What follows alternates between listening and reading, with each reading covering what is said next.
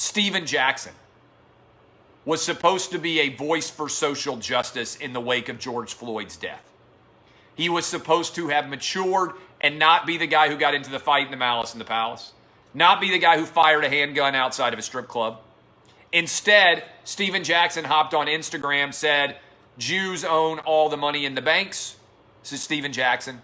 And also said no NFL owners have said anything about the murder of George Floyd. Both of those things, obviously, stupidly not true. Yet, Desean Jackson continues to endorse the Desean Jackson statements and said he didn't even say anything wrong at all. Somebody explain to me how you can be a member of a social justice organization, ostensibly, a leader of that organization in the athletic field, and not condemn anti-Semitism when you say it. It's actually even worse than not condemning. Remember, silence is complicity? He wasn't even silent. He said, I support what Desean Jackson said. All of this is a sham. It's a house of cards. It is a complete woke pyramid that would collapse and should collapse if you clap your hands beside it, because there's no substance to it. There's no consistency to it. There's no legitimacy to it. It is not about trying to make the world a better place. It's about trying to be a victim. As soon as you're not a victim, you aren't interested in actually self-assessing and making the world a better place. People get mad at me because I hold everybody to the same standard. If you are racist against black people, I condemn you.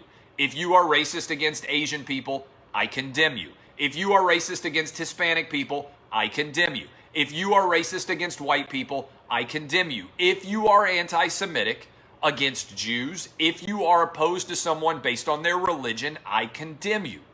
All of that I am consistent in. You can accuse me of a lot, but hypocrisy is not my sin. It is the sin of almost all of the athletes and the members of the woke sports media who, by and large, pick and choose which stories to cover based on whether or not there is a victimization angle that they believe fulfills their worldview. It's not hard to treat everybody the same. It's really not. In this country, we try and act like it's always 1965. The reality is 2020 race relations are far more complicated. They aren't just black and white. We got black, Asian, white, and Hispanic people. There are more Hispanic people in the United States now than there are black people.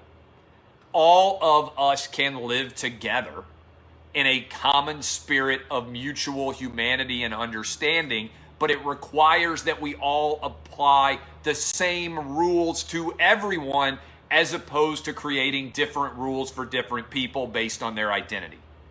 What we are creating in America right now is the equivalent of an old school feudal system where, if you remember back in the day, people would introduce themselves by their titles.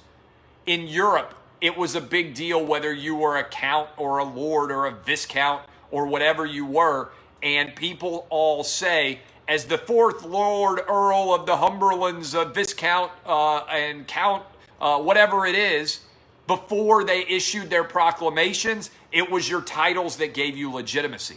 How often do you see people now say, as a Hispanic, transgender, feminist, I believe, I don't care about anything what your identity is. I care whether there are facts that support your opinions and you can make good arguments or cases for what you believe in. Standing up and announcing what your identity is before you give me your opinion doesn't in any way impact what I think of your opinion. Period.